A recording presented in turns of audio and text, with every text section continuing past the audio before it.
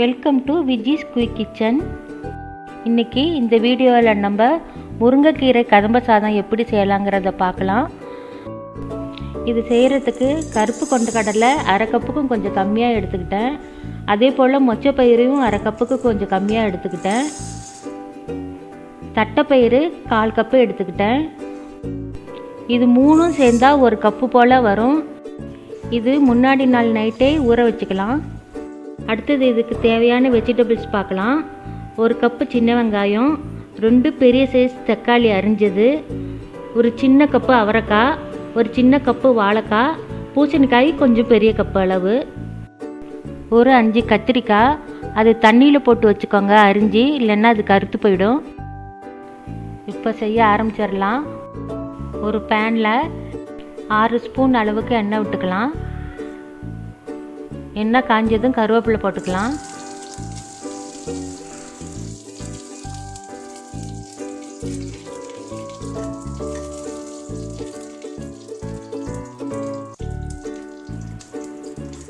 அடுத்தது வெங்காயத்தை போட்டு வதக்கிக்கலாம்.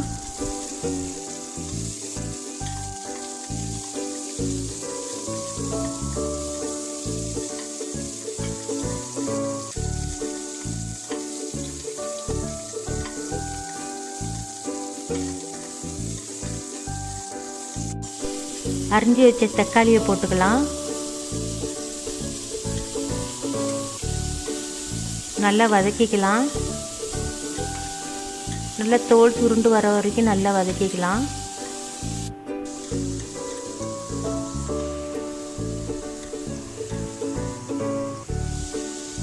இப்போ காயெல்லாம் ஒவ்வொன்றா சேர்த்துக்கலாம். பொதுவாக கதம்ப சாதம் செய்கிறதுக்கு நாட்டு காய்கள் தான் யூஸ் பண்ணுவாங்க. நீங்களும் நாட்டு காய்களே யூஸ் பண்ணுங்கள், அதுதான் டேஸ்ட்டு நல்லாயிருக்கும்.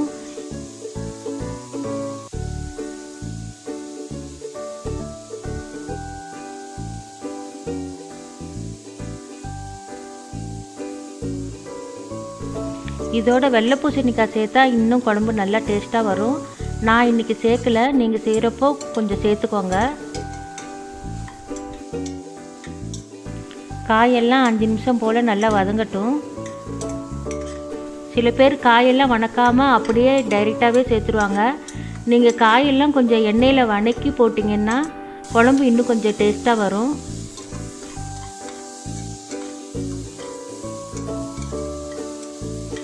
கூடவே நேற்று ஊற வச்ச பயிரெல்லாம் சேர்த்து ஒரு குக்கரில் வேக வச்சுருக்கிறேன். அது நல்லா வெந்துருச்சான்னு பார்த்துக்கலாம்.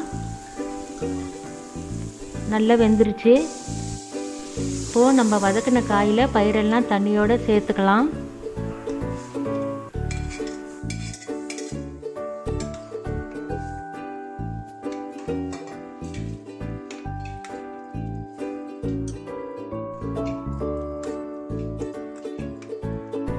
இப்போது இதில் 2 ஸ்பூன் மிளகாத்தூள் சேர்த்துக்கலாம்.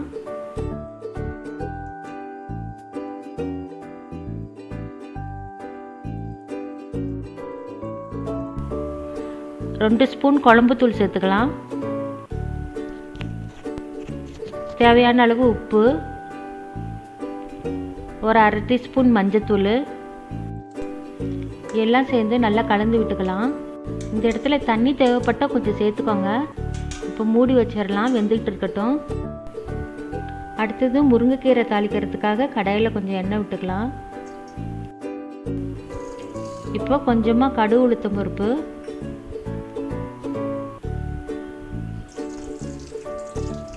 அது கொஞ்சம் செவக்கட்டும்.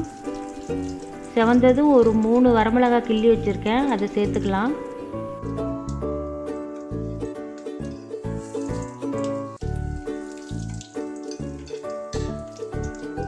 அடுத்தது ஒரு பெரிய வெங்காயம் பொடிசாக அரிஞ்சது, அதையும் சேர்த்துக்கலாம்.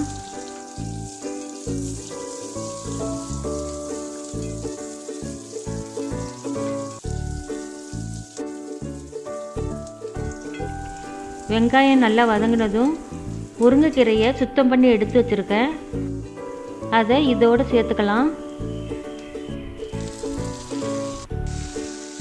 கீரை வேகிற வரைக்கும் அடுப்பை சிம்மிலேயே வச்சுக்கோங்க.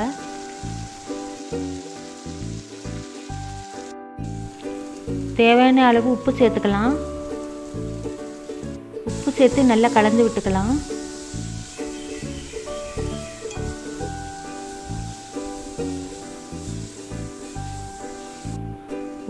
முருங்கைக்கீரை வேகிறதுக்கு ஒரு 1/4 டம்ளர் அளவு தண்ணி ஊற்றி வேக வச்சுக்கலாம்.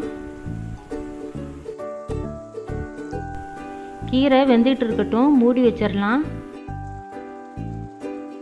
இப்போது குழம்பு காயெல்லாம் வெந்துருச்சான்னு பார்த்துக்கலாம்.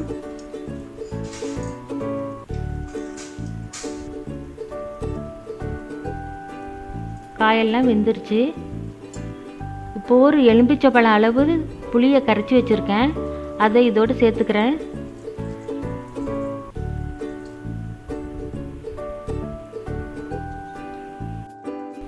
தண்ணி பத்தலைன்னா இந்த இடத்துல கூட கொஞ்சம் தண்ணி சேர்த்துக்கலாம். புளிக்கரைசல் குழம்போடு மிக்ஸ் ஆகி நல்லா வேகட்டும். ஒரு 5 நிமிஷம் போல் நல்லா வேகட்டும். இப்போ இதை மூடி வச்சுக்கலாம். கீரையை ஒரு 10 நிமிஷம் போல் வேக விட்டுருந்தோம். இப்போ வெந்துருச்சான்னு பார்க்கலாம். நல்லா வெந்து வந்துருச்சு.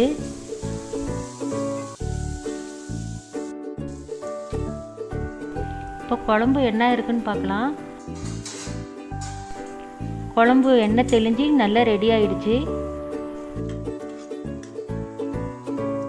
இப்போ ஆஃப் பண்ணிக்கலாம். இப்போ குழம்பு தாளிக்கிறதுக்காக கடாயில் எண்ணெய் விட்டுக்கலாம். வெங்காயம் வடகம் போட்டு தாளிக்கணும், அப்போ தான் குழம்பு நல்ல மணமாக இருக்கும். உங்ககிட்ட வடகம் இல்லைன்னா கடுகு, உளுத்தம் பருப்பு, ஜீரகம், பெருங்காயம், கருவேப்பிலை போட்டு தாளிச்சுக்கோங்க. இப்போ வடகம் பொன்னிறமாக வந்துடுச்சு. குழம்போடு சேர்த்துக்கலாம். நல்லா மிக்ஸ் பண்ணிக்கோங்க. குழம்பு ரெடி ஆயிடுச்சு. இப்போ நம்ம சாப்பாட்டோட மிக்ஸ் பண்ணி பார்த்துடலாம்.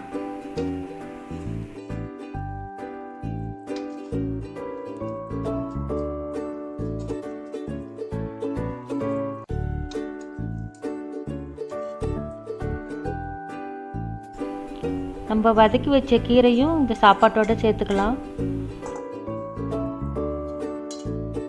இதோட ஒரு 5-6 ஸ்பூன் நல்லெண்ணெய் விட்டுக்கலாம்.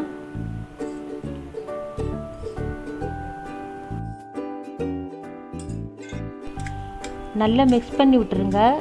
கலந்து பார்த்துட்டு குழம்பு பத்தலைன்னா கொஞ்சம் ஜாஸ்தியாகவே விட்டுக்கோங்க. அது ஊற ஊற நல்லா இழுத்துரும். அவ்வளோதாங்க, கதம்ப சாதம் ரெடி ஆயிடுச்சு. இது ஒரு 15 நிமிஷம் மூடி வச்சுருங்க. அப்போ தான் சாப்பாடு நல்லா ஊறி சாப்பிட நல்லாயிருக்கும். இந்த ரெசிபி உங்கள் வீட்டில் நீங்களும் ட்ரை பண்ணி பாருங்கள், உங்களுக்கும் கண்டிப்பாக பிடிக்கும். நம்ம சேனலுக்கு இன்னும் சப்ஸ்கிரைப் பண்ணலைன்னா மறக்காமல் சப்ஸ்கிரைப் பண்ணிவிடுங்க.